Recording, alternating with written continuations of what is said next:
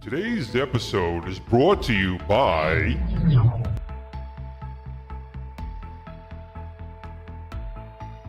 PTZ Optics. Disability Upgrade. New Wave Toys and their Replicate Amusements products.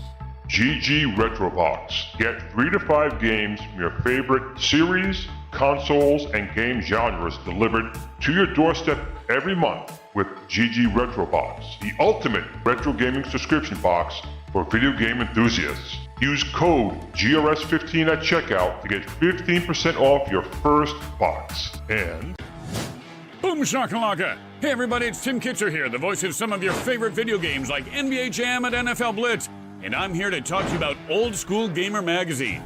It's the magazine for retro gaming, and it's exploding. Kaboom! Print issues come out every other month, and if you want to go green, digital options are available. Visit oldschoolgamer.com and subscribe now. That's oldschoolgamer.com. Boom shakalaka! Kaboom! Take a cue from the cube. Hey, it's Cubert. Take a cue, me and you. And Cubert, me and you. And Cubert, me and you. And Cubert. Oh, Cubert, favorite down in Cubert. Whoa, Cubert, you're my favorite. Oh, Cubert, you're my favorite. All right. We're here. It's Friday. We always got to do our illustrious microphone check to make sure our mics are working. But let's find out. We always look at the chat to our people to see if Stephen and Mr. Warren Davis can be heard, as well as myself. As soon as we get that thumbs up, we'll begin. Testing. We're getting hey Always guys. a sound issue. Oh, well, not always. I think we had, what is it, 116 we did fine. Oh, see, Warren's playing the games now. He's playing the games. You know me too well, man.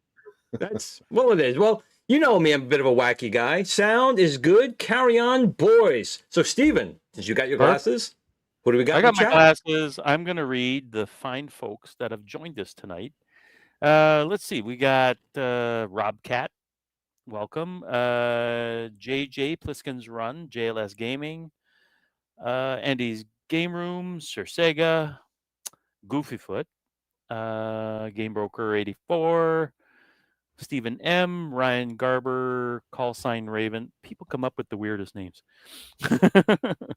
Let's see what else we got here. Ritual Dello. I'm gonna get that one right. Adam Caleb. Let's see. Hobby Hands. He's here every week. Awesome. Welcome. Power Glove Gaming. Vet 1981. Wolfenose. Hey, we haven't seen Wolfenose in a while. Oh, we haven't, actually. Eric. 720 Eric. Saved by Zero. Bill's Retro Gaming Show. Let's see. Jeff D. AJ Jetsback 11. Won't ask. Jobos 98. Let's see. Janine Harris, Ted Adam Green, Dragon Slayer. There's more people rolling in here. Arcade Workshop and Video Game Vegas. So All right. people are still rolling in. Welcome everybody. And Glenn, introduce our guest. Absolutely, I would love to. We have Warren Davis on, and Warren Davis actually has, for people who don't know, how could you not? He is the inventor of the Q*bert game, which I have playing behind me there. And actually, I was going to tell Warren I get a chance before the show because I never do anything right when I'm here. But I have my signed. I told him when I saw him last time, I forgot to get mine signed. I already had it signed. I forgot. So I have my signed Q*bert. You only have it signed once? Come on. Only on one side, yes. But, however, if you look over on the left, that's the Warren Davis edition. Still sealed in the box. I think I'll have you sign the actual box. This thing has not been opened. But I do have my signed Q*bert. I have my LED, my VFD, I should say, Q*bert from back in the 80s, and my Build-A-Case Q*bert. So there's Q*bert all around here. However, as big a thing as Q*bert was, and we're going to talk about that in a little bit, Warren has done so much more that some of you may know, but maybe you don't. Warren has done a lot of things in his life. Where me and Steven, not so much. We just, we're just here. Well, I deep dove into an interview that Warren did, and I was like expecting Q*bert talk the whole time. It's like 2 minutes, and it moves on to bigger, better things. So again, welcome. Yep, And we'll get if to you that. guys got some questions in the chat to ask Warren, shoot them off to Glenn and us, and we'll get them up. Yeah. And don't forget, because I have so much more to say than just Q*bert, I collected it all in a book. So there is a book that I wrote called Creating Q*bert and Other Classic Video Arcade Games. So it covers not just Q*bert, it covers my entire career in the arcade industry, which is about 14 years and a bunch of games. Wow. And you've done so much outside of games. So that's just one part of your life. You've done a lot of other things as well. I'm going to get into all those things, but we are going to start with Q*bert, because when I was growing up, I remember I saw it at first. It was actually across the street from a mall in like a dive, like half burnt out building, but there was an arcade in there. And that was the first time I actually saw Q*bert. And you can hear maybe in the background the New Wave Toys clunk, because you actually had a solenoid in there. When he would fall off, it would make a clunking sound. Right. It's So like a pinball knocker. Yeah. Yeah. So that was just a cool feature in there. It was a very fun game. It's one of those things that's not hard to emulate, but the controller is, because only certain games actually have that special angular controller. We're going to get into that as well. But I actually, super chat just came in here. We have to read the super chat from Kevin Clausen. What does Warren think about Media 1UP? If you even know what that is. Love, Glenn. I appreciate that. What is Media 1UP? I knew I loved Warren. So, Warren's Media like, what the hell is he doing with 1UP. Media 1UP is a company that was started by John D., who was the VP of, I have no idea, at R-Cade 1UP. So the fact you don't know about it just shows how none of you guys need to know anything about John D. or Media 1UP. No more advertising for that company. Let's move on. Exactly. All right. Well, right. That was a riveting conversation. It was. Yeah. But I want to talk about Q*bert just for a minute, because obviously when you made the game, I know we've talked about it on in the past, how the game kind of got developed. There's really, you were kind of messing around with 3D and it kind of got built. So I don't think you really realized that Qbert becomes such a pop icon that he is, and he's maybe not like Sonic Mario level, but he's like Donkey Kong Jr. level. He's like right in the classic thing. Are you amazed by that? That a Qbert has become a video game. He's in Wreck-It Ralph. He's in Pixels. He's been in Saturday Supercade, which I played before the show came on. How do you feel about all that? Well, I mean, it's hard to get too excited about it. I mean, he's not. I don't see that he's in that level with Donkey Kong, because and yes, he was in Wreck-It Ralph, but portrayed as having been forgotten. So That no, is it's true. It's Well, no, he wasn't forgotten. His that's game was not just unplugged. He inaccurate. wasn't It's forgotten. actually quite accurate that he was forgotten for a very long time. There is a certain subsection of retro gaming fans for whom Qbert is adored and has always been, and I'm just so grateful for their support and their love of the character.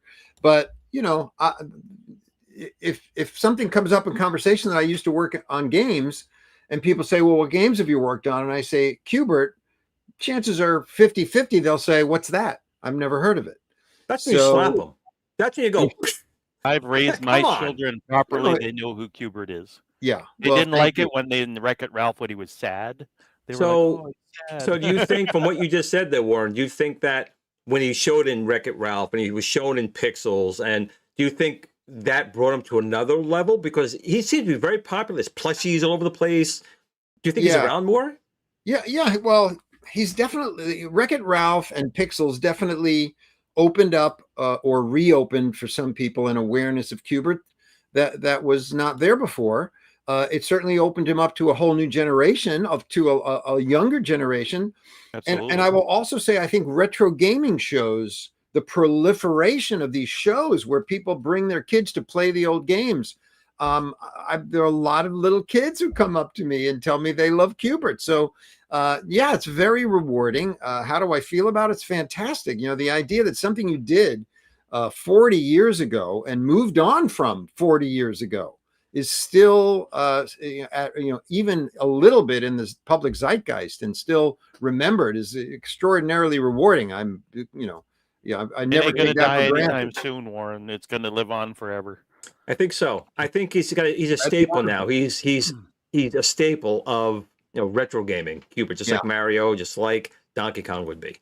I mean, if my only regret is, I don't own the rights. I've never owned the rights to Qbert, and the rights are owned by Sony Pictures, and they do not seem to care that they own this IP. They don't want to do anything with it, which is personally, disappointing to me. But not that I would stand to make any money from it. I don't really even care about that. But it just seems like. Listen, I don't pretend to understand how big companies make their decisions. I worked for Disney for a time and thought that many of the decisions they were making about IP that they owned made no sense. But, they've got their rhymes and reasons, whatever they are. And maybe there's a time when Sony will say, okay, time to bring Qbert back. I have no idea. But at that time, we need a Qbert movie. You got a Mario movie, a Sonic movie. We need a Qbert movie. That's what we need. They're making a Minecraft movie. The entire game, just cursing. Yeah, and again, it's Mario Brothers definitely more in the public zeitgeist than Qbert ever was. They're way bigger, but you could introduce Qbert. You could have a movie where you don't take it for granted that everybody knows what Qbert is. But again, this is not anything I have any kind of say or control over. And talking about when they did that cartoon, the Saturday morning Supercade featuring Qbert and a bunch of other cartoon video game characters, we had no say in that. Me, Jeff Lee, and Dave Neal, the three of us who worked on the game, we had no say in what that cartoon was. We just watched it and shook our heads along with everybody else. Like, what was that? What the hell? Actually, really? I thought Qbert was one of the better ones on Saturday Supercade. I thought he was one of the better ones. Stephen, we had a couple super chats. You want to read this one from Video Game Vegas? Yeah. So it's $2. Warren, has Warren seen the groovy Qbert wall lights, the Hexa Pro? I guess what he's talking about is these Bluetooth-enabled lights that are made in that hexagon cube-like shape. And I don't know if they make it behave. you know, when if you touch it, the different squares change colors and stuff. Oh, I They have no sell them idea. at Home Depot, I think, those lights. My son's got them, and they resemble the Cubert cubes, I guess. But I I have don't know. never seen that, but I do take notice whenever I see that pattern in the world, and I've started taking photos whenever I see that Oh, that's pattern. cool. I've seen them in a million different places. I've seen them on floors and wallpaper. Right now, Only Murders in the Building. You know, Steve Martin's apartment has that pattern on the Oh, wallpaper. really? And the thing is, that pattern actually dates back thousands of years, dates back to like ancient Roman or Greek Oh, wow. times. There are, I think, Roman villas that had that pattern in tile, just, you know, spreading out, not in a pyramid, funny. but and I also noticed, I didn't notice it until many years later, but I was watching the movie Excalibur. Ooh, And good movie. that pattern was on one of the knight's shields, which I found fascinating. And Excalibur came out in 1981, but who knows? Maybe there was a little I don't know, subliminal recollection of that pattern, but it was never, That's it was cool. not conscious. Yeah. But So again, weird. that pattern is well known and has been around for, you know, like I said, thousands of years. That's It's cool. an optical Cubert's illusion, not quite you know? that old, but we still love that anyway. We had another super chat come in from Kevin Clausen. Again, we thank you all for super chats. He wants to know, does Warren have any ownership at all? No. No. Never did. Zero. Never did. So I was an employee of Gottlieb, and in fact, Cubert was my first game. I was hired, and I worked on another guy's game a little bit just to help him out, and then it was okay, Warren, your turn. Make a game, and that game turned out to be Cubert. That's very cool. Yeah. We did Now, get when another that super happened- chat, by the way. Warren's got to hear this. The other Yes. super chat comes from P-Dubs Arcade Loft. Oh, yeah, hold on. Let me bring it up. Hold on. I was getting to that. Hold on. This one is extra And- special. You read it. I'll tell you why it's extra special, Warren. So listen to this one. Okay. So, best guest ever. Now, I need to put that in Aw. perspective. First of all, you are, but I got to put it in perspective. P-Dubs from P-Dubs Arcade Loft is a Cubert fanatic. He's been trying to get R-Cade one. Now, New Wave Toys obviously made one. We have, you know, the New Wave Toys Cubert and yours. But he's been trying to get like a full size. I think actually he bought a full size one from an auction and it was broke when he got it. But he just got a tattoo of Cubert. Oh Wow. my God. It's on one of Now- his appendages. I won't say which one. I'll leave that up to the imagination. But he does have Cubert on one of his appendages. I'll say that. So, P-Dubs, So- we appreciate that money. Thank you. Can I tell you a tattoo story? Go right ahead. I'm sure he's going to love it. I've had a number of people come up to me at shows and show me their Cubert tattoos, which I'm Wow. just in awe of. But I actually was invited to an event in Australia a few years ago. It was hosted by in Brisbane at an arcade called Pincania. And the place was awesome, and the people took really good care of me. I had a fantastic time, met wonderful people who I miss to this day. I'd love to get back there. But one guy, there was one night where we're actually going out, and a whole group of us were thinking of getting tattoos together. And I came this close to getting a tattoo. I did not. But this one guy wanted me to draw Cubert on his arm and sign my name, and he got that tattooed. And Wow. so I drew Cubert, I signed my name. The tattoo artist tattooed it in permanent ink. But then the tattoo artist at the end said, do you want to do some inking? And I was like, what? and he gave me the pen, and I finished inking the ink in Cubert's nose. So Wow. that was my most unique tattoo story that I still can't believe it happened. Were you Well, guys I'm gonna say- intoxicated or anything? Just asking Huh? for a friend. Were you Say guys again? intoxicated? Maybe doing these sort of things. I can't I'm just speak asking for a for friend. anyone other than myself. And Okay. the answer was, I think I was not, which is why I ended up not getting the tattoo. But Well, I will say that you have a lot of fans, a lot of Cubert fans, but P-Dubs is on that next level. P-Dubs is definitely thank you, P-Dubs. Cubert Super fan. You're the man. he's the man. He's the man.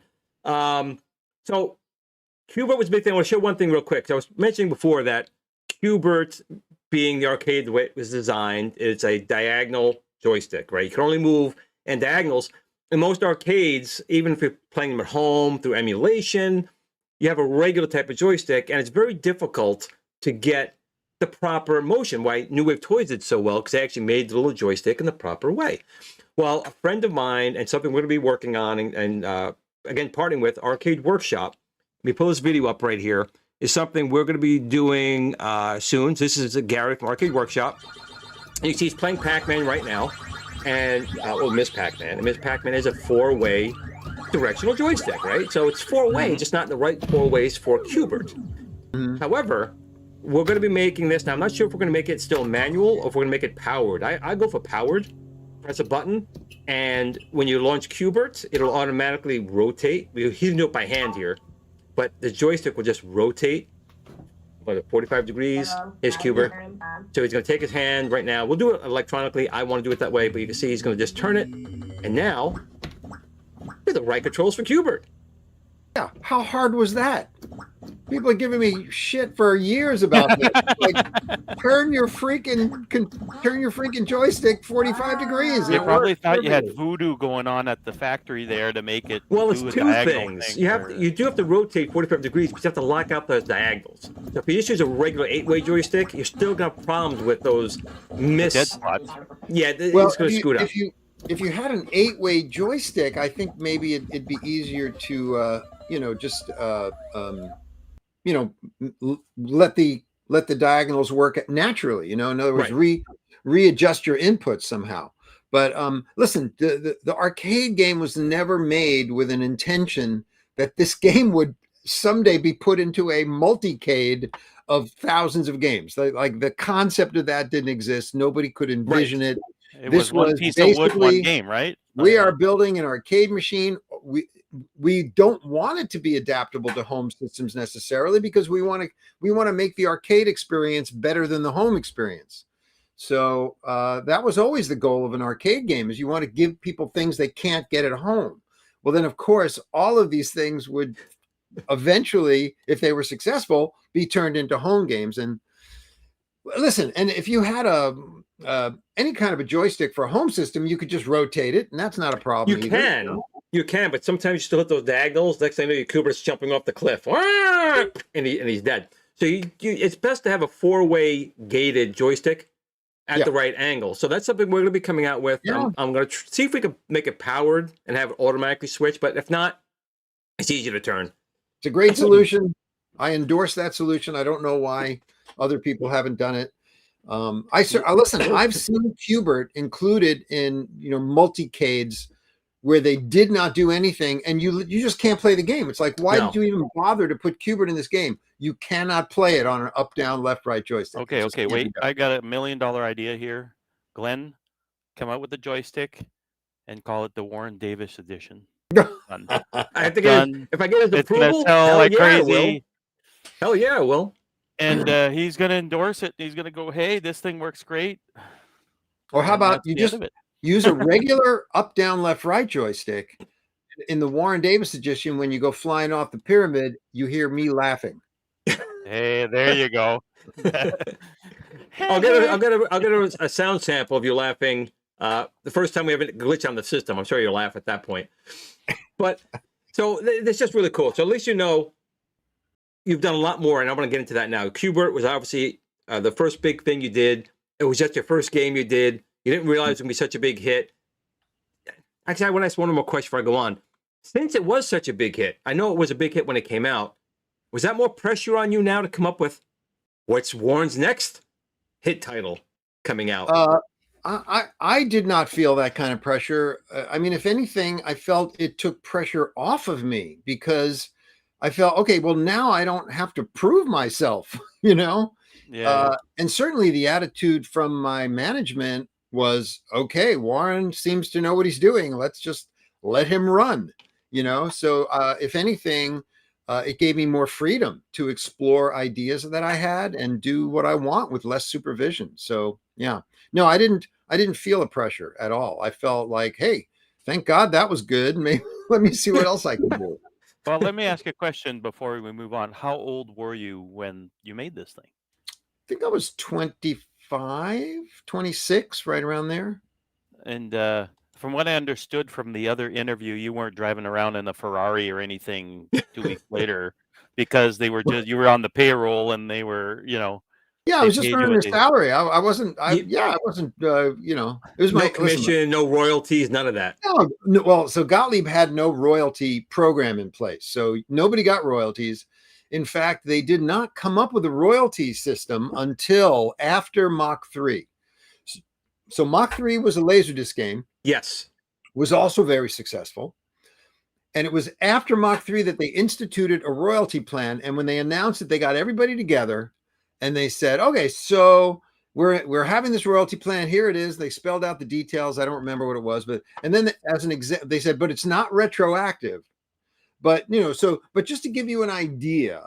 So for example, if this was in place when Warren did Q*bert, well, he would have gotten $110,000 royalties Or whatever. Yeah. but he didn't because the thing was not in place. Uh, So yeah, it stung a little bit to hear that, but and I don't think, honestly, I don't think they had a hit after that, and they were No, I don't remember anything after that. they were shut down after about I a do year. remember, and that because leads up to my Coca-Cola next shut 'em question. down. So Huh? I got one more question, Q*bert related. Did Sure. you have anything to do with the sequel, Q*bert's Cubes? I did not. When Q*bert came out, I did do a follow-up called Faster, Harder, More Challenging Q*bert. Yes, That- which is that- not necessary because Q*bert's hard enough, man. But you did. Well, okay, that's your opinion. That did not get released. My thought was that it would be held back and released after Q*bert started to show signs of age. But what happened was right after Q*bert, when it was a success, I'd say mid '83 or early '83, they said, do you want to do another Q*bert game?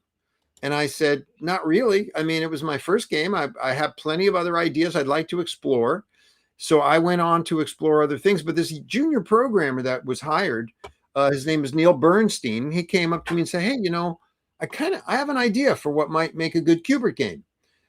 Do you have any objection if I pursue it? And I was like, no, have at it. So that became Q*bert's Cubes, but I had nothing to do with it.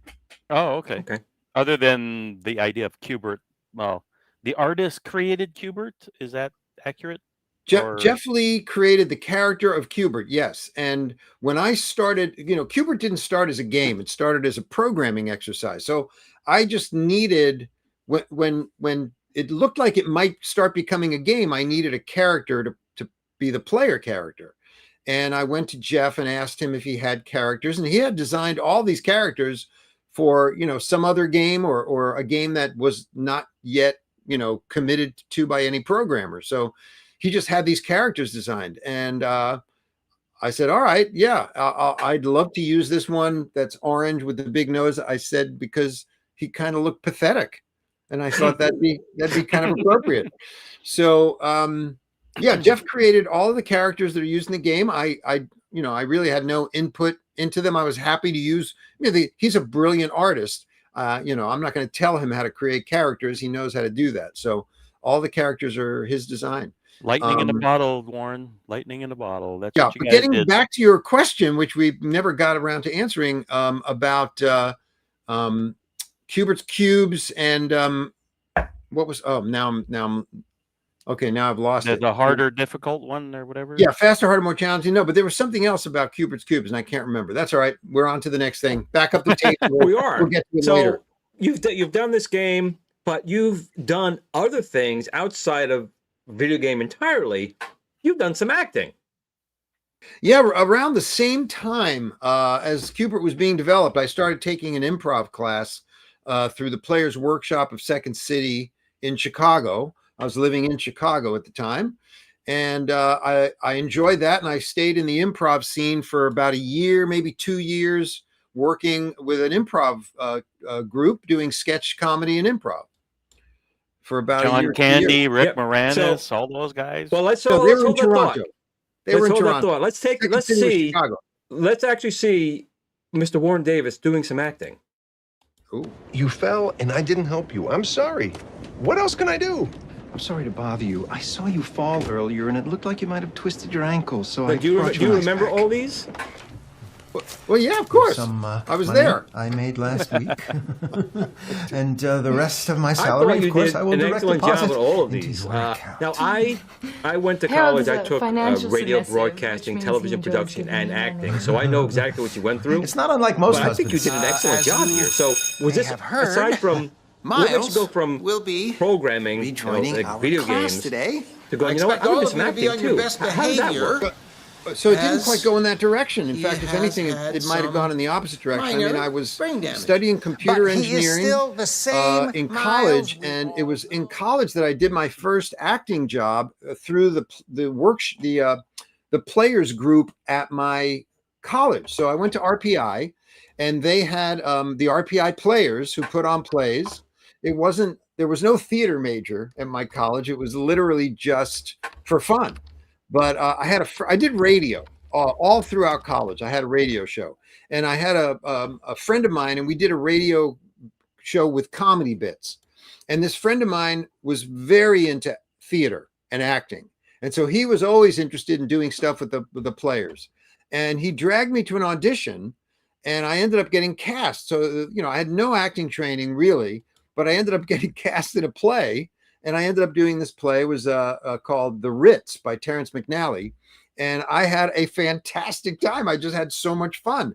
And honestly, when you come out for that curtain call at the end and people are applauding you, it's like a drug.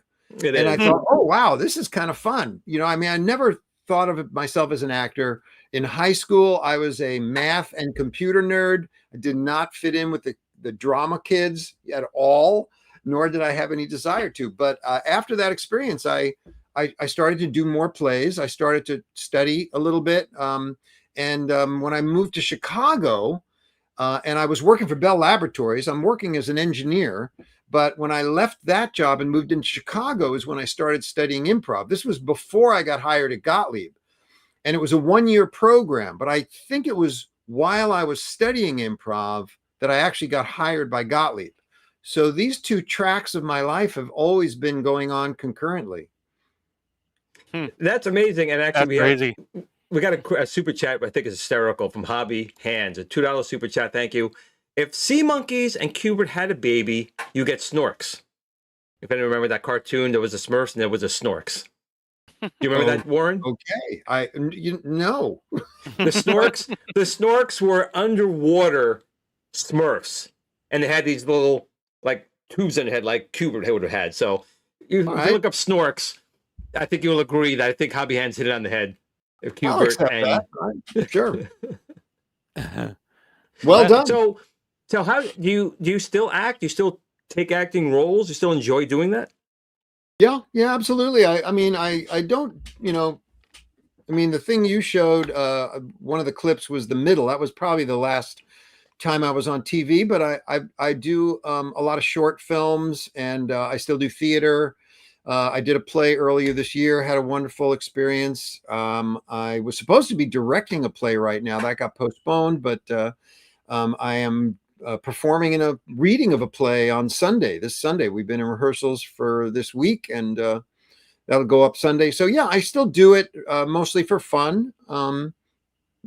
It's the kind of thing that you can keep your pinky toe in. When things come up, they come up. You never know. That's interesting. Yeah, That's really cool. Listen, it's a fun world to be in. I honestly can't imagine not doing one or the other when it comes to software or acting or theater or directing. I love doing all of these things. So I there's no reason to give anything up, so I don't. Now, Warren, That's you very have cool. obviously you have a family, you have kids, right? Yes. Do your kids enjoy Qbert? Do your kids enjoy seeing you on television? Are they involved? Do they do electronics stuff, or are they completely like my kid, but nothing to do with any of it? No, they're over it now. They're grown and they have their own lives. But I think when they were kids, they definitely loved being testers for games. I would take them into work. They could play all the pinball machines we had. Nice. And Very cool. and my son Griff is actually credited on the Spyro Enter the Dragonfly as a tester, I believe. So yeah, I think it was cool for them, when they were growing up, for sure. Now, like I said, they're grown and they have their own lives. They could care less if I'm on TV or not. Do they have children of their own at this point, or? No, none of them. No, I have yet to be a grandfather. Oh wow, okay, Yeah. cool. So what do we got? We got a super chat. We are too young to be grandparents. We are way too young to be grandparents. Let's not even think about that. Too young. Oh, I'm not. I'm definitely old enough to be a grandfather. You're like 10 minutes older than me. What are you talking about? Sure, if you say so. 10 minutes older. So so between you did the hit arcade machine, you've been an actor, you've been a director, you've been an editor. Is it something you wanted to do and like have not done yet, but still on your radar, or you think you've pretty much done everything you wanted to do? I mean, there's always stuff, that you want to do. I mean, yeah, there's tons of stuff I would love to do. I mean, I've never been on a sitcom that's filmed live in front of an audience. Okay. That's something I've never done. I've been on filmed sitcoms like you saw the middle there, and I've been on hour-long dramatic shows, but I've been in movies, indie films, this past spring, I was actually flown to Utah for a film. That was the first time I've ever actually been flown to a location and put up for 5 days. So, there are a lot of things I've done, but there's always things I have not yet done. I was talking to Sony about Qbert for a while and trying to get them interested in a new Qbert game. That's something I would love to do if they change their mind and would like to be interested. You know what? I just realized, Warren, something I wanted to bring up before I go into these other. There's some questions coming in, but you actually just came out with a new game on Android and iOS. And actually, I don't have a way. Maybe I could pull up on here on my phone real quick. So I've been trying to play it, and I suck at it. So it's made with Unity, and it's Tribble Games. Let me see if I get up to the thing right here. I got it here too. So it's a Star Wars game based on Tribbles. And if you remember the classic Star Trek, these little Tribbles are just cute little fuzzy little balls, and they just kind of make coo sounds, and that's all they do. But if you feed them, they're like gremlins. If you feed them, they multiply like mad, and before you know it, you're buried in Tribbles. So tell us a little bit about this game, Warren. Sure. I have a friend named Miles who runs a company called Tribble Toys. And basically he sells Tribbles, actual Tribbles. They are furry and they are fun. And some of them make noise. Some of them have they're voice activated or motion activated. So he's been selling this business. This is a business he's partnered with David Gerald, who created the first Tribbles from the first Star Trek series. And they own the rights to Tribbles. So he's been bugging me for years about making a Tribble game. And I've always said, no, I don't, I'm kind of done with that. And I mean, I was never really interested in, the ins and outs of making a mobile game. I always thought, well, maybe if I can get somebody else to do it, but then I had an idea the end of last year, towards the end of last year, because I just wanted something kind of simple, like a little time waster. Well, in Unity, I was able to mock up the idea in about 3 days. It was very, very simple. And I showed it to him on my phone and he was like, yeah, let's do it. Well, I didn't want to do a lot of the development. So I reached out to a couple of people I know in Florida. They go by, their company goes by the name Astro Crow.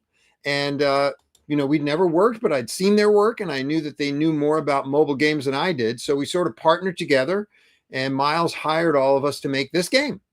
And it's very simple. It's, the dynamic is you can't control the Tribbles, but you control their food.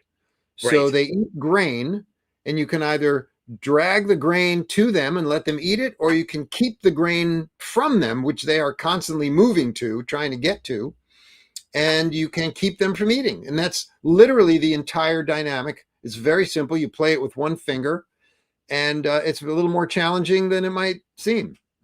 It is. It's one of those things that's easy to play, hard to master. You have you're timed with certain levels on how many tribbles you can have in order. So he's eating some grain. So he's got to start multiplying, and maybe I'll have too many tribbles, in which case I'm going to lose.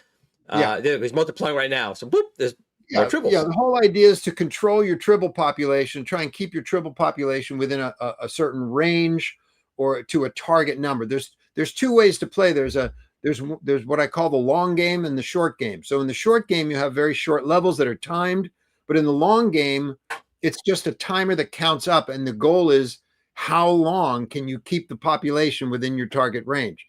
Once it goes out of that range, game's over. So yeah, That's pretty cool. it's We fun. got a little pile of questions piling up in the chat. there, Go Glenn. ahead, Stephen. Go ask Yeah, away. let's answer some questions. Okay, so let's see here. Any more documentary appearances coming up? That's one question by Paul.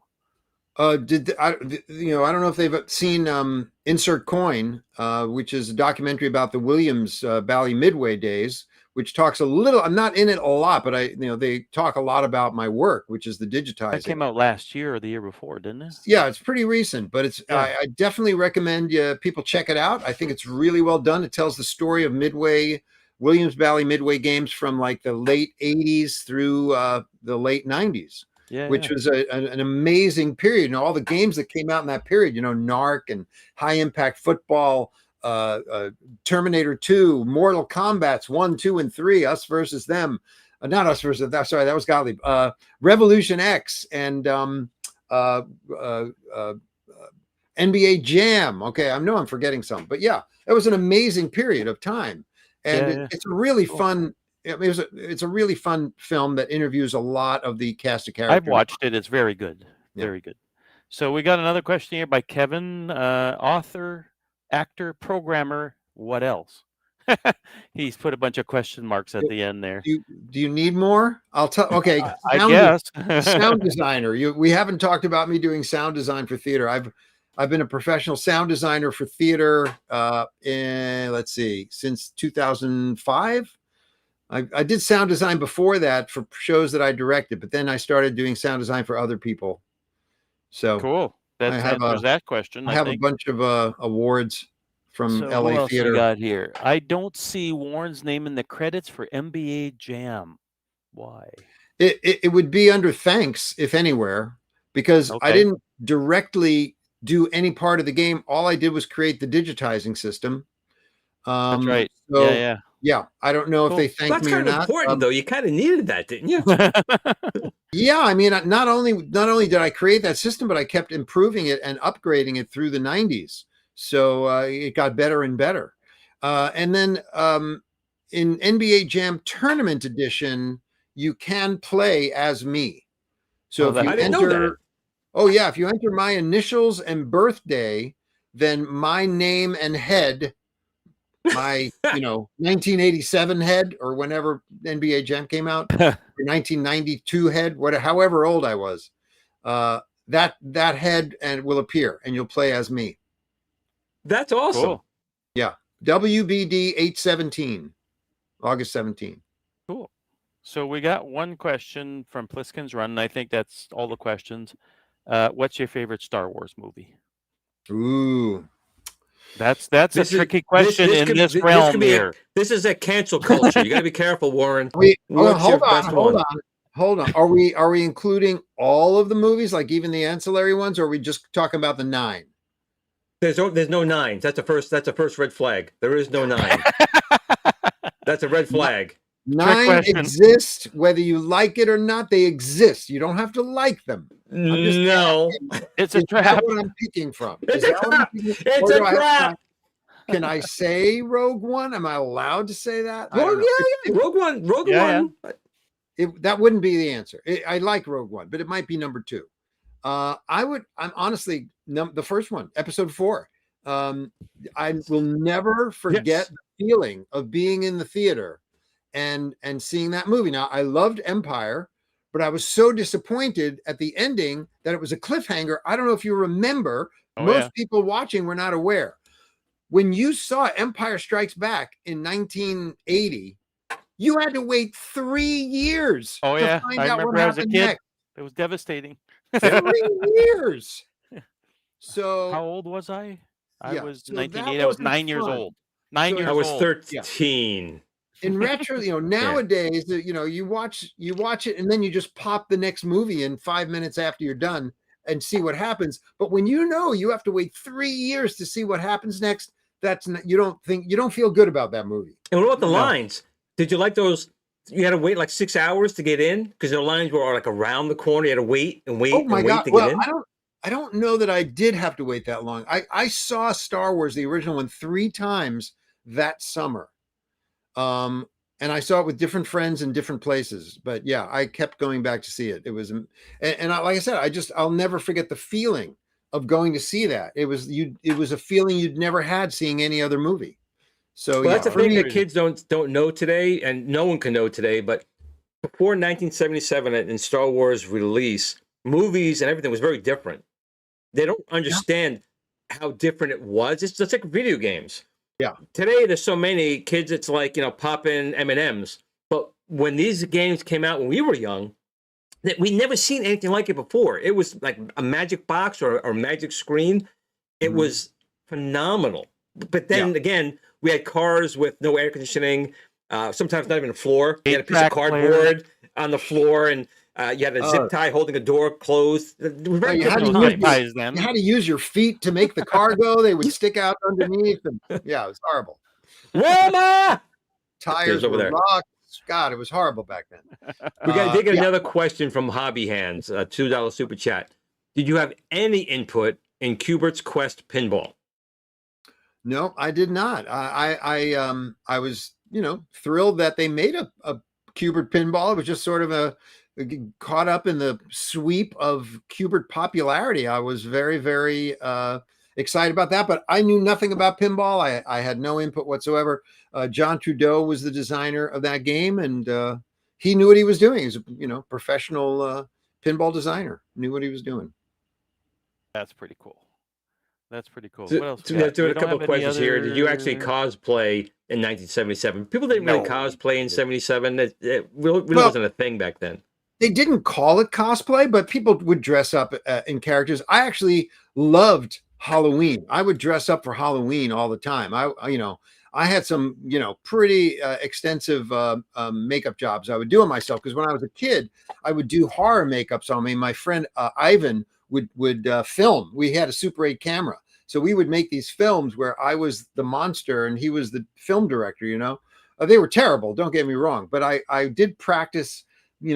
Horror makeup. I had the Dick Smith kit and everything. That's It was just my pretty face cool. now, Warren. Huh? I don't need to do anything. So yeah, no, that was fun, but yeah, no, I mean not in the traditional sense that we think of now, just Halloween. Halloween is the cosplay paradise. I That's guess. when we were growing up. That was really that was the time. But Yeah. you can go to school in those days. You could dress up in a costume and go to school. You can't do that anymore. I mean, kids don't get to do stuff like that anymore. I don't remember anybody ever doing that when I was in school, but maybe you could. I don't know. Back then we did. I actually, there's a true story. I'll find the picture. I'll bring it on the next show. Back then also, most families made their costumes, or as much of the costumes that they could do. And of course, Star Wars was a big, huge hit. I was 8 years old when it came out, and I wanted to be R2-D2. My mother, God rest her soul now, but my mother actually made me an R2-D2. She used I think it was a pasta strainer for the top, and then it was like cardboard around the face with just my eyes sticking out, and it was a garbage can that we put tin foil on and all the buttons. And I will say, with the ladies, my center wheel was there. It was a very long shaft in the front, which was kind of nice. But It's a family show, Glenn. it is. But it was that was like the fun thing. It was a very family thing back then. And the masks were very painful because they were these plastic Well, things that yeah. always stabbed you like right here on the face, those plastic masks. But it was it's just very different back then. And it's like an innocence maybe that kids are just so desensitized now. I mean, my son, I was always worried about him watching like a horror show. Like Alien scared the crap out of me. George scared the crap out of me. It's like nothing to them. Like nothing. Yeah. You can Yeah, 3D because- print a costume now. That's how. I mean, come those far, those those movies were new and original, but they've been duplicated so many times. It's kind of hard to come up with something new and original in a movie. And the other thing is, I think a lot of filmmakers, they're not thinking about what's new and original. Most filmmakers are going like, how can I take what's happened before that I think is cool and make my own version of it? That's the big problem with Hollywood now. That's exactly it. Exactly no more new ideas. That's somebody will find one. The ideas are there. Somebody just has to want to do it and tap into it. Well, I think the writers and people have the ideas. It's the studios that don't want to take the chance. Yeah. Without realizing that they may have something huge on their hands and they don't take the chance. That's why the independent film market is sort of where those new ideas have to come from. And same thing with games. I think nobody's going to take a chance on a game that's sort of too different. So it's the indie game market is where you're going to see innovation. Yeah, and that's a good segue to make sure you still could download for 99 cents Heavy Metal Titans. That's the game I'm in, by the way. Okay. Heavy Metal Titans. Go get it. Oh, and I should mention Hungry Tribbles is free. It's absolutely free. You can pay to get the ads removed. We didn't charge a lot for that. It's, we're not trying to, rape people and squeeze money out of them. It's just for fun. Hungry Tribbles at your iOS or Apple store. And Android. Oh yeah, I said iOS and Apple. You did. iOS or Android. Thank you. Now, if you can get it on PC, IBM, what was it, PC phone, Pocket PC? If you get it on Pocket PC, they'll play it. Yeah, Windows Phone. It's only Windows on Phone. iOS and Android now. I'm sorry. Yeah, maybe someday. Well, now aside from really cool. that game obviously just came out, is your feet or appetite wet again for making more of these mobile type of games? No. At least he's honest. At least he's honest. Well, listen, it's a pain in the ass. The thing is, they change their libraries every now and then. So, a year down the road, we're going to get an email saying like, oh, your app is no longer compatible with this thing we changed. You have to change your app. To me, it's I want to be done with it. When you make those games, when you make those games, they're free. Like it's free, but it has advertising. But I'm assuming Apple or even Google, you have to pay to put it on their store. You got to pay them a fee.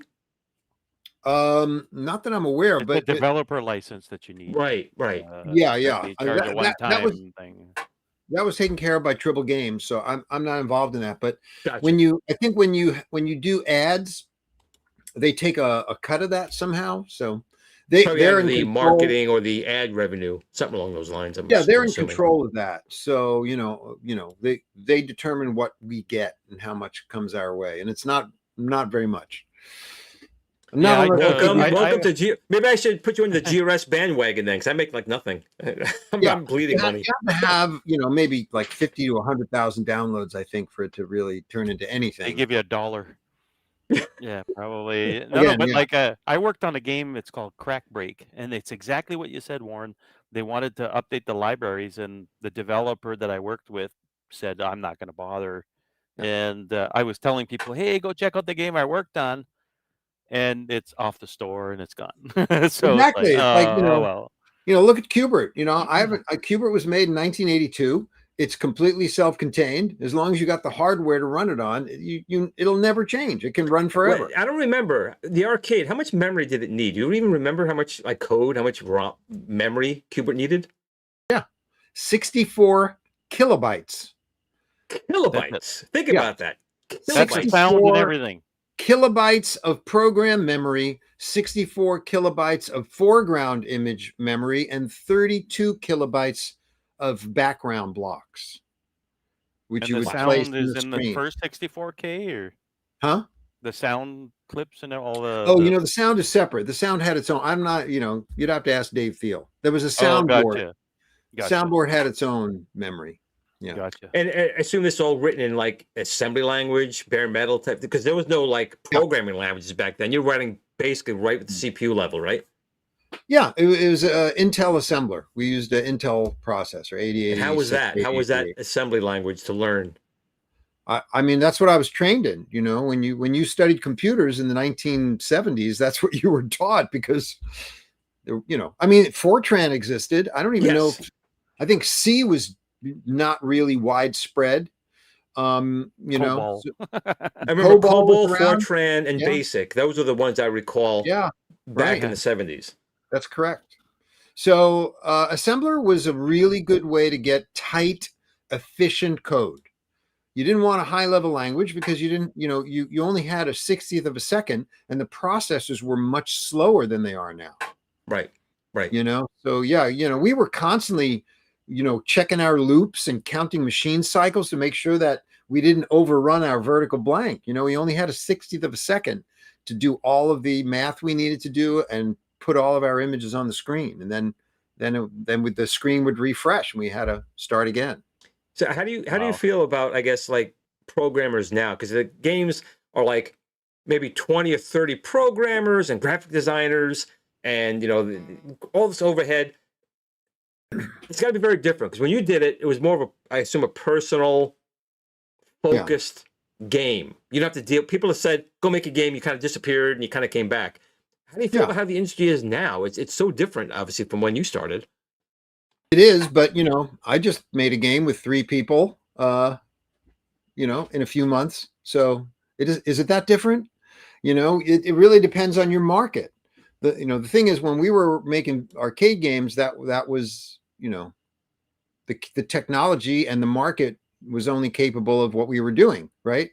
Nowadays, you can have a AAA title with, you know, hundreds of people working on it. You put millions of dollars into it, but you've got to deliver that experience. You've got to deliver an experience that's worth that development money, or else you're throwing that money away, you know? And listen, you can do it. I've played a few games. Some, you know, the Spider-Man PS5 game or Nice. PS4 game. These games are amazing. Oh, You yeah. know, Great game. you know, it'd be nice. I always liked the adventure games from the 90s. You know, there was the Pandora Directive was one of my favorites. And Shivers was another one, sort of a horror game. But I love these games where you would explore and you would interact with things, and there were sort of puzzles to solve, but hopefully not stupid puzzles that were somehow organic to the situation you were in. And but I love those games, and you know, they sort of fell out of favor. I'm not sure why, but I'd I love to love see Full those. Throttle by LucasArts. Lucas game. Oh, all the Full Scum game. games are very good. Like Sam and Max and Maniac Mansion, Zach McCracken, Monkey Yeah. Island, Secret of Monkey Island. Well, yeah, but I'm also a big VR fan, and right now I'm back playing the original Myst in VR, which Nice. I I've love. seen that. I've seen that. Very Yeah. nice Yeah. remake. I I am think loving it's all done in what, Unity or Unreal? I forget. it. I think it might be Unreal. I can't remember, but yeah, It looks doesn't matter. incredible. You're It's like, really cool stuff. oh yeah, you play the original Myst on the Mac, and then you go to this. You're like, Yeah. wow. Yeah. It's I crazy. had never finished Myst. I got stuck on Myst. I gave up. There's some I hard got- puzzles on that game. The beautiful thing, Glenn, is there's this thing called the internet. Is that You could really? figure out how to get past a certain puzzle if you so desire. Will my Hayes 300 baud modem get on the internet? Yes, it will. Just be prepared to wait a few days.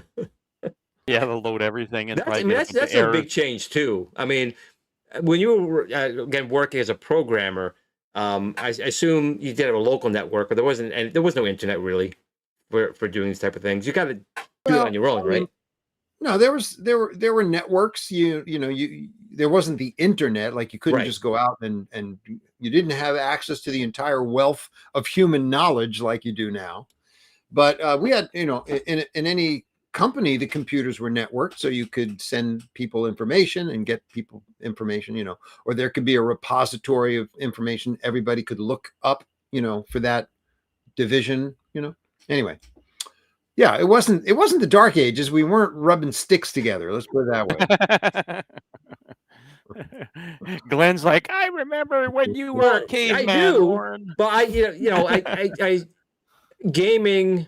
I mean, Cuba was 82, so you had a good 9 years. The industry had kind of matured a little bit. You were getting games like Berserk. You're getting Space Fury. You were getting more graphical games at that point. There was the horsepower, speech. All these things were starting to come in the 80s. So, yeah, it wasn't really the dark ages. But I assume also a lot of these companies, the equipment to write these machines and to buy the equipment and soundboards and develop costs a lot of money. So a company, especially when you're making a game, were you given saying, listen, this is what your constraints are? Or they didn't even give you that. They said, you have this processor, you have this much memory, you have a soundboard, or you just did your own thing and they figured it out afterwards. How did that work? No, I mean, in the arcade world, you had your hardware, so the hardware was what it was, So they came to you and said, this is the hardware. This is what we have available. You got to write a game within its constraints. Yeah. Gottlieb's hardware never changed the entire time I was there. I mean, it was for Laserdisc games, they replaced the background with the Laserdisc footage. So that was an added thing. But other than that, Gottlieb's hardware, as far as I know, did not change. Now, at Williams, it was a little different. So we were working on one system, like they did Joust on a system that didn't have a background plane. But Joust 2, that was an upgraded hardware that did have a background plane. But then when Eugene Jarvis came back in 1980, I want to say 5 or so, maybe 86, he was like, all right, we're going to make a new system from scratch. And so then we had a new processor, 256 colors. And then that system became what was used for NARC. And then that system would get improved every couple of years. So, but in small ways, where maybe we only had one palette of 256 colors, but then maybe they'd add palette memory. So now, you have 4 palettes to choose from. Now you have 16 palettes to choose from. Now you have 200, you know what I mean? It's that kind of thing. So it's the same basic system, but, as memory got cheaper, all right, maybe now we're doubling the memory. So now you have more memory. That, you know what I mean? So Williams definitely upgraded their systems from, maybe not from game to game, but every couple of years they would make improvements. And if a game needed something, I think they would lobby, the video department would lobby management and say, no, we really need this. So, but Gottlieb This is never an evolution. We had another question come in from Video Game Vegas. I was going to ask this myself earlier.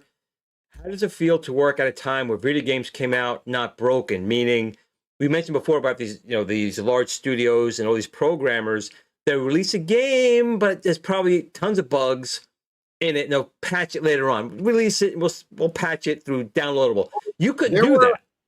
There were arcade games that were released with bugs, and and they would have to patch them. So they would basically, when the bug was fixed, they would create a new set of ROMs and they would mail them to every person who bought that game, and they'd have to swap out the ROMs. That happened. That absolutely happened. Now, Cuba wasn't that way. Cuba was okay, right? Cuba came out good. Yeah, as far as I know, there was never the Cuba did not need a replacement set of ROMs, as far as I remember. But maybe NBA Jam, Mortal Kombat, those type of games required bug there fixes. Were games. I can't name names because I don't remember the specific ones, but I can tell you that there were games that went out and needed ROM sets that were sent out as replacements. Yeah, absolutely. Just not a big fat download like Glenn's referring to. I mean, nowadays it's actually easier to patch a game, right? Think about this. Well, but there's the next worry, Warren. We've talked about this many times in the show. Back then, up until a certain point, when you bought a game, you had the physical copy, whether it was a floppy disk or a cartridge, you had it. Yeah. When it becomes a game that you get maybe a disc that maybe it's just a key, it's not even the game, and you put it in your machine and it downloads everything. When they shut those servers down, it's gone. Yeah. Right. So that's a big worry, right? The preservation of these games, of the older stuff, we've taken care of now. We have the Internet Archive. Obviously, Steven has all the games. He downloaded the entire Internet. He's got all the games already. So we have games preserved, but newer generations of games, like the VR games that you like, what happens when the servers get shut down? You lose them, right? I guess. I hope somebody's keeping them somewhere, somehow. Yeah, MAME is keeping a lot of stuff alive too, right? So just MAME, the emulator, is just keeping everything alive. It's these old arcade games, so at least people can go snag that stuff. Right. I mean, keep it alive, but those online services. You were at the Long Island Game Expo, and upstairs on the next floor, you had all those consoles and arcade machines all lined up from the very first Pong unit all the way down. That's something that people could still do because, well, the machine's there and the the compact disc or the DVD or the cartridge is there, or in case of Pong, well, the ROM is in, or the TTL chips anyway are there. It's a worry that I've always worried about. I do lose sleep over people. I do. That these newer systems, these games are fantastic. Halo, Gears of War, those are games I play. But when these servers get shut down, are these going to be preserved? Are people going to be able to go into a museum and see an Xbox Series S or PS26, whatever these machines? I have no idea. I stopped at Xbox. Was it 360? That's the newest I have. They just shut These that newer store games- down recently. Right. And even They these just Well, did it arcade last games. Glenn, I sense the anxiety in you. Just breathe, and know that it's all going to be okay. Okay? Can you do that? It actually is, I know it's stupid, but it is a worry because my whole point of being, and I know we've talked about it before, is preserving these games for the other generations. Like when you came over to my booth, these little kids, these young kids who are like 10 or 8 years old now, playing Star Wars or Ikari Warriors, the games that we grew up with, to see them light up and enjoy those games, will their kids be able to sit down and play, with this type of controller, which I still can't play, sit down and start playing Halo and Xbox? Will those games still be preserved? I assume they probably will be, but there's always that worry. Listen, of course, but I like to. I'm a trusting person, and I tend to believe that these things will right themselves somehow. Hopefully. Let's hope. There's one other thing I want to hold this for 1 second here. We are at the top of the hour. We'll probably wrap up, but I do want to mention one thing, if I can, if you don't mind. Steps from Steps Gaming is actually going to be at the Portland Gaming Expo, which starts on September 27th. I'm not sure, Warren, if you're going, but that's coming in September. I wish I could. I'm not, though. Same here. I would like to have gone too. That's like the place. That's like the place to go. But she's going to be volunteering some of her time for Give the Kids the World, which is a charity. And GRS T-Sticks, myself, we're going to be donating a Build-A-Cade and a Star Wars flight yoke to this for giveaways. So it's donations to help kids. I'm going to pull up the webpage here. I think I have it over here. If I can pull this up. Because, a lot of us are very fortunate in life. We're here, we're healthy, our kids are healthy. But some people, unfortunately, that's not the case especially with kids. And I was trying to find, where's my stupid page? Here it is. It's under steps. I got to take steps off. Dun, dun, dun. So this is basically helping kids, I guess, make some dreams come true, have them go to a special holiday place, maybe like Disney or stuff along those lines. So if you are going out to the Portland Gaming Expo, please make sure you visit Steps Gaming. You can win a great GRS prize. There'll be other prizes there as well. And you can help some kids here who can really use some brightening up, some cheering up. As we're all parents. Stephen, Warren, myself, we're parents. I'm sure a lot of you guys out there are parents. And, we do anything for our kids. I always said, if anything was to happen, I would give my life in an instant for my kid. Because that's, as a father, that's what we do. So We live try for and our help some kids. other. We do. So if you're at the show, if you could donate to this charity, Steps, myself, we would really appreciate helping some kid, making them have a little joy in their lives. Get your wallets out and get your butt over there. Yeah, that's I guess another way of saying Basically. it. Yeah, well, yeah, because sometimes what happens, people don't recognize that some of that stuff's important, right? So you're making a difference in a kid, and that kid's probably going to remember it for the rest of his life or her life. Yeah, So yeah, it's you know, you're and, making a memory, not just a donation. You're going to right. help create a memory, right? That the kid will Right. I never mean, forget. a lot of us, we get so busy. I mean, we all are. I mean, I work a full-time job. I have my side business. We do the shows. We're talking to people all the time. But when it comes down to it, we're people, human beings. And as human beings, the one gift that we have, I think, is some empathy with other people and being able to help if we can help, be charitable, especially with kids. Kids, that's the one. Kids and the elderly are two times that like hit my heartstrings. You want to make sure that they're taken care of and they're healthy and they're not being mistreated. But if they have an illness or something along those lines, and maybe it's something they can't cure, if at least do something to make them happy. Put a smile on their face. That's a big deal, I think. Perfect. Perfect. So me open my big mouth. Warren, is there anything else you wanted to talk about? Anything we missed? Oh God, I have no idea. No, I'm all talked out, I guess. I've done it. He said it earlier. He can't be talked out. I've done it. But I'm always happy to talk about whatever you want to talk about. But well, do you have any other shows coming up? I know you were at the Long Island Gaming Expo. You were at the Hartford Gaming Expo. Are there any other shows coming up that you're going to be at? Next show I'm doing is in Blackpool, England, in October. Nice. Play Expo. First weekend in October. I'm looking forward to that. Let's see. It's been, I think, 9 years since I was in England for the Play Expo. I did a Play Expo in Manchester in 2015. So I've been dying to go back ever since. And now I finally get an opportunity. So yeah, I'm looking forward to that. Now, is that like an arcade show or retro gaming show? What type of show is that one? I think I'd call it a retro gaming show. I think they cover the gamut. Yeah. Hopefully get some Amigas there. Amigas and Atari STs. Let's get some of those out. Over there. I don't know. Come on over and find out. I would like to. I definitely will. Let my son, first of all, if I said I was going to England, my son would be all on board. He loves The Crown. He really would like. Wish he could have saw Diana. He wasn't even born yet. Diana was like his thing. We watched The Crown on Netflix. So that was his thing. Yeah. Steven, how about yourself? What's going on with you? Me? I was supposed to go to the Chicago Vintage Computer Show, and I ended up backing out of that. So that was gonna happen, but it's same old. I work 9 to 5, managing some nerds at the IT place I work at. So it's taking care of some techs. So it's an interesting job. But other than that, I do have another thing to mention, which I don't know if I'm going to be there or not, because I'll be coming back from Europe at the end of October. But I believe it's the last weekend in October, like 26th, somewhere around there. Chicago Game Space, which is a gallery, a video game history gallery in Chicago, is doing an exhibit called Insert Coin, inspired by the documentary. Oh, cool.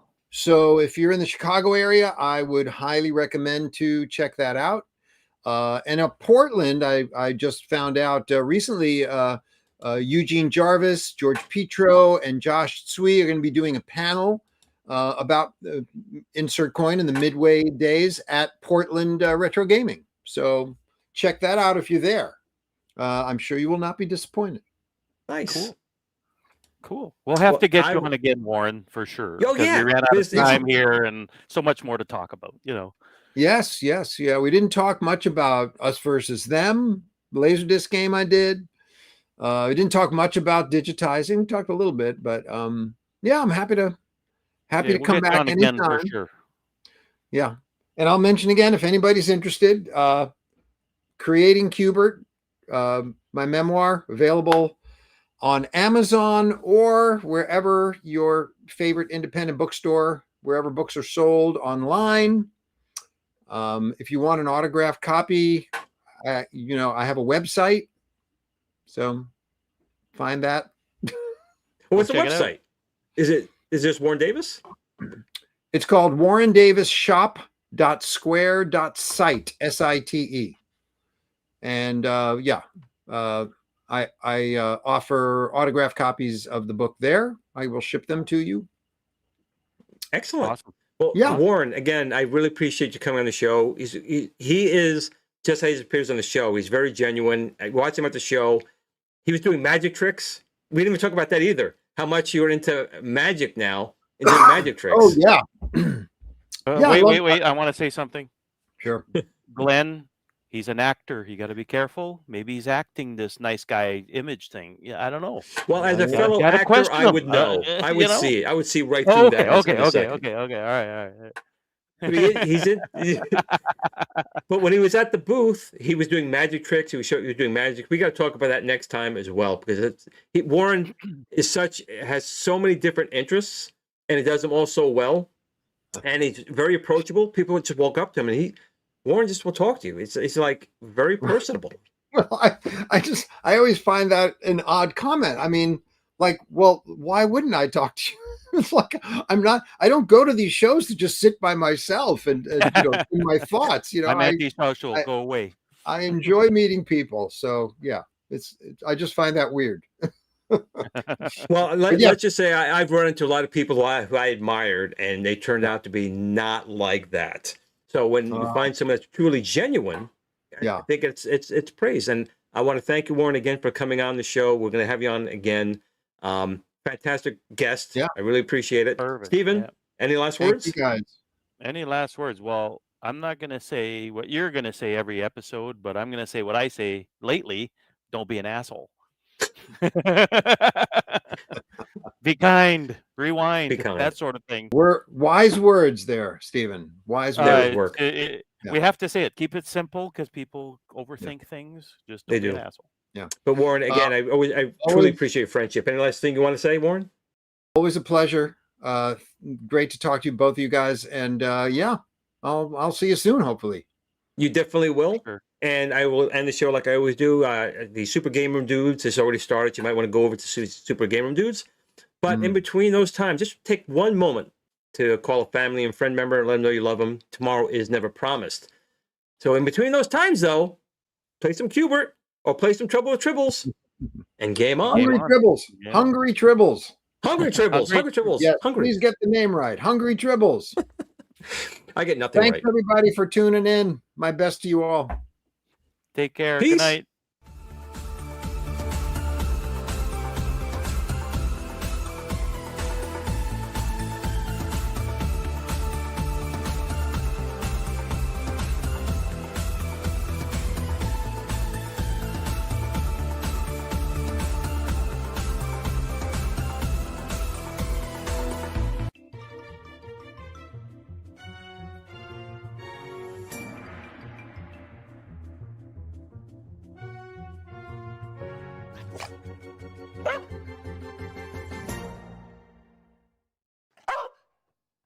Game on.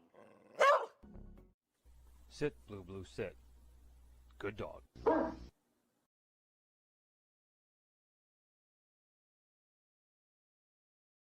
Out here because I've got to make a phone call. But thank you again, Warren. You are very we'll get welcome. you on the show for sure, and it was an absolute pleasure. Anytime. Just let me know. Will do. See you. Good night, Glenn. Talk to you later. Bye for now.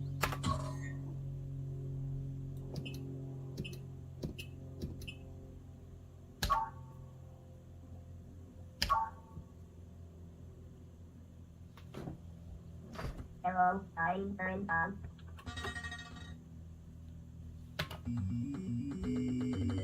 Really? Oh my God, that's horrible. Yeah, I don't understand. I don't understand why that is. I don't consider myself particularly humble, to be honest. I just I relate to people as people. You know, I just feel like we're all in this together. It's like I'm not any better than anybody else. You know, and I think, I don't know, maybe it's some people never got the recognition they felt they deserved, and so now they're soaking it up, or I just don't know. I don't understand it. But I don't know.